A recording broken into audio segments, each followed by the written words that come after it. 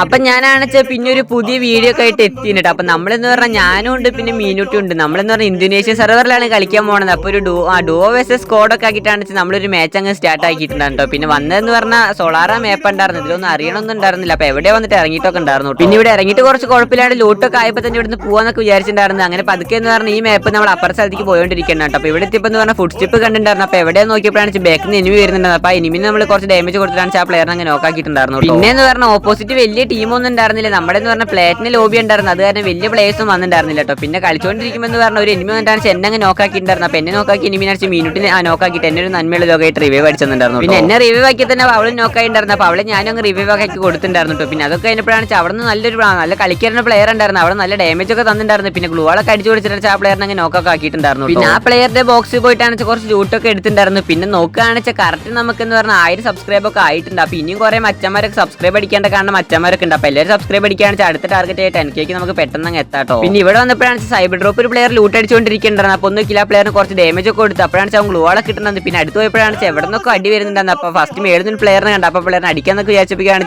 താഴത്തൊരുത്തൻ rush അടിച്ച് വരുന്നുണ്ടായിരുന്നു. അപ്പൊ ആ പ്ലെയറിനെ കയറി അടിക്കാൻ നോക്കുമ്പോഴാണ് ബാക്കിൽ നിന്ന് ഫ്രണ്ട് നിന്നൊക്കെ എവിടെ നിന്നൊക്കെ കുറെ അടിയൊക്കെ വരാൻ തുടങ്ങി. പിന്നെ ഗ്ലൂളൊക്കെ ഇട്ട് വളച്ചിടാന്നൊക്കെ വിചാരിച്ച് വളച്ചതായിരുന്നു. അപ്പൊ തന്നെ ഒരു ക്യാരക്ടർ സ്ക്രിപ്റ്റ് ആകുമ്പോൾ പൊടിച്ചിട്ടാണ് എന്നെ അങ്ങ് പെട്ടി വെക്കുന്നുണ്ട്. അപ്പൊ ശരിയെന്നോ.